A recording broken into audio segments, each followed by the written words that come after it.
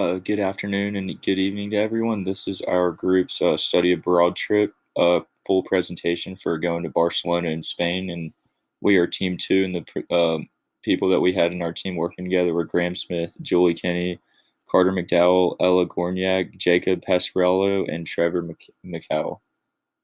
And here's our presentation with a culmination of everything that we've done this semester. So the first thing was the pre-trip planning, which was A1 through A4.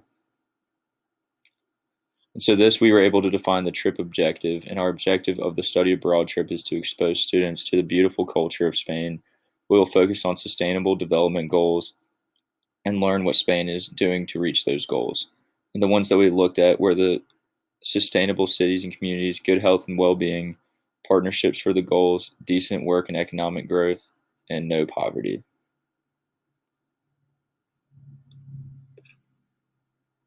And so the first part, the big part of the project we did was the project kickoff, which was what we used to help us get through everything. Oops. And so in this, we were able to go through everything that we needed to keep things going and get us on the right track for this presentation, and to figure out all the logistics of the project and for planning. And so here's when we pruned the project tree in the speedboat or sailboat technique. So as you can see over here on the left, this was our tree, which was at the top. You can see the final goals, the final project, and along the way towards the base, we have teamwork, which helps with planning and creating goals, which are our near-term goals, and then SDGs in Spain, research, and sustainability in Spain all helped us lead up to the final product that we have. And then over here on the right, we have our sailboat or speedboat technique. And this focuses on boosts, delays, risks, and goals. And so, as you can see, the boat in the middle is our team, and our team name was the Sustainable Spain Group. And so, with the wind over here, the boosts are efficient and effective communication, completing tasks in a timely manner, and using sustainable development goals.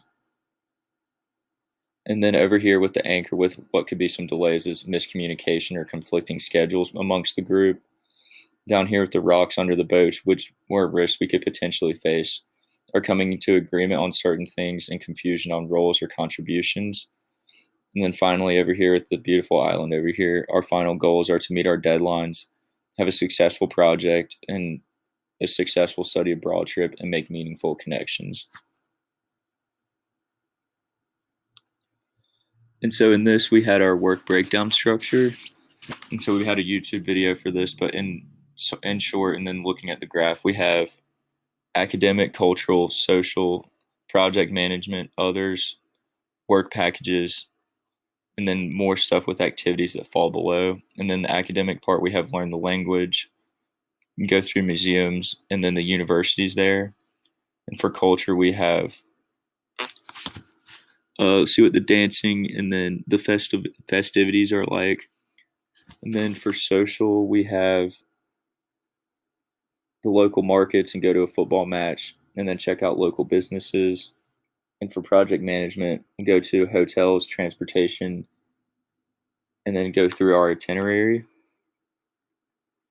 And then finally for others, we have go learn about the Sagrada family, go to parks, and then go check out the running of the bulls.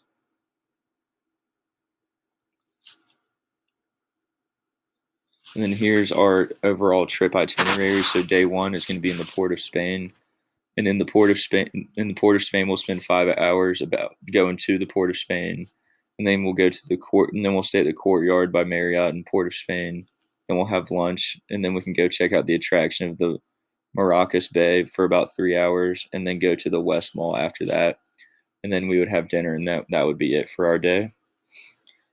And then next we would have, for day two in the Port of Spain, we'd still be at our hotel for the morning. And then we would go check out the Queen's Park in Savannah, be there for a couple hours, and then we would have lunch, and then go check out the Royal Botanical Gardens for another hour or so, and then finally end off with the Emperor Valley Zoo for a couple hours, and then go to dinner. And then for day three, we'd wake up again in the same hotel, spend a little time there in the morning for breakfast, and then go check out the Queen's Hall for an hour, go to Independence Square for about 30 minutes, and then go check out the Coroni Swamp National Park for a little less than an hour, and then we'd go back to the Port of Spain. So here's what a typical day would look like. We have breakfast at the hotel, traveling to social, cultural, and academic or attractions. We'd have lunch at a restaurant in the city, and then attend an academic class on the culture of Spain before dinner, and then finally close off with dinner. And so next was A5 through A10, which was the activities during the trip.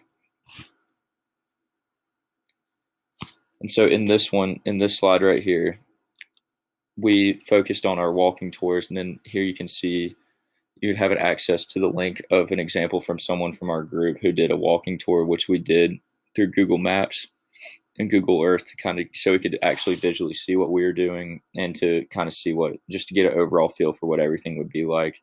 And this was a fun experience for all of us to really get a hands-on visual experience for what it's going to be like whenever we're doing our walking tours around Spain. And as you can see in this picture, we have the Bucio of Santa Maria del Mar, which is a big location that we'll be spending a lot of time at.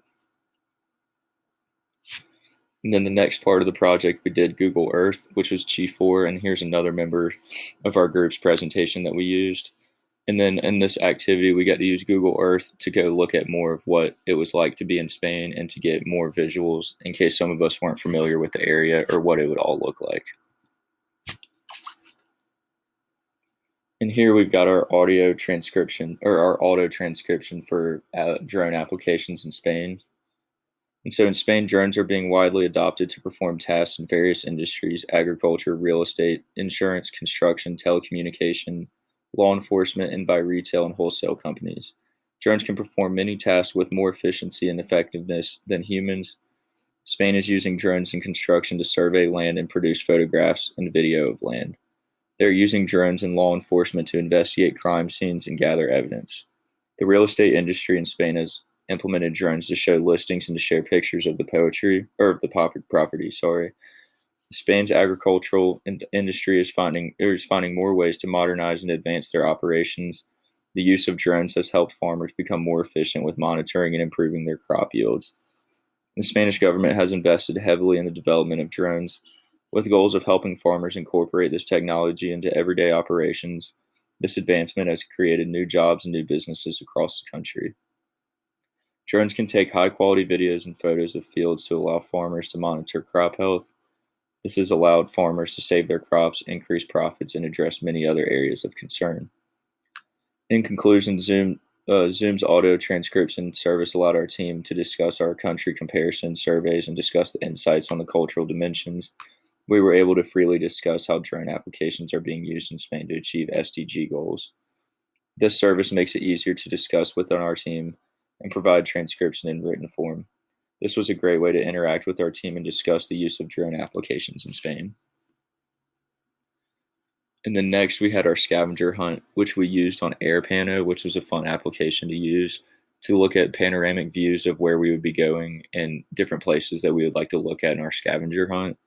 So in our scavenger hunt, we had a place for a prayer sign inside the Sagrada family, the Magic Fountain, Agbar Tower, the clock on the building in the Spain Square, Botlow House, the Columbus Monument, the fish sculpture near Grand Casino, the Olympic Stadium, and then the yellow car, and then finally the big communications tower. And here are some of our AI-generated images we had from Spain, and especially for the Sagrada family building in Spain, which we thought were very interesting because all three are very different, but all still have some similarities in between with the design of it. And then in this presentation, we had our sales pitch for all of our different AI pictures and generations that we used for making our sales pitch for our study abroad trip as a group and to get people interested in what we're doing and want people to go with us. And then we had our multimedia presentation, which was using AI generated photos again and real photos to figure out how we can immerse ourselves into the culture and to, again, make a general sales pitch for using different kinds of media and ways to show visualizations of what we would be experiencing in Spain. And then finally, here's our trip flyer for Spain in Spain 2023. So this on our study abroad trip. And we said to visit the beautiful city of Barcelona and immerse yourself in Spanish culture, expand your academic growth by studying SDG goals in Spain and diving into the social life. Create lifelong memories with us in Spain. And we provided some pictures of, again, the Sagrada family, the Park Güell, and Casa Buelo. And we asked if anyone was interested in studying abroad in Spain, and then we included a group member's email for contact. And we also have a video on that right here. And finally, here's where we put our QR code for people that want to sign up and come with us on their trip. The round trip would cost around $5,000, which includes everything such as flights, hotels, food, and activities. Thank you guys for watching. We appreciate all the support and learning about all the stuff with Spain, SDG goals, and all types of technology we used in our global IT class.